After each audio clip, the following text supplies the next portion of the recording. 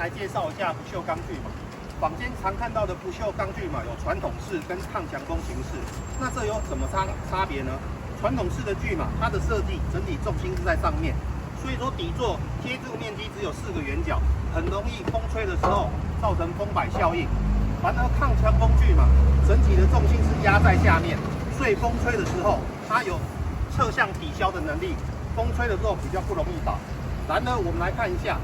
坊间很多的锯马都号称跟我们一样是15公斤重，你从目测就可以看到2台的大小不一样。那为什么重量会一样呢？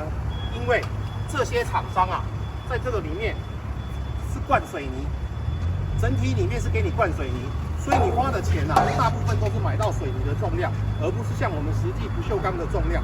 那灌水泥以后会有一个什么问题呢？你的上面的重量反而更重了，风吹的时候你反而更容易倒。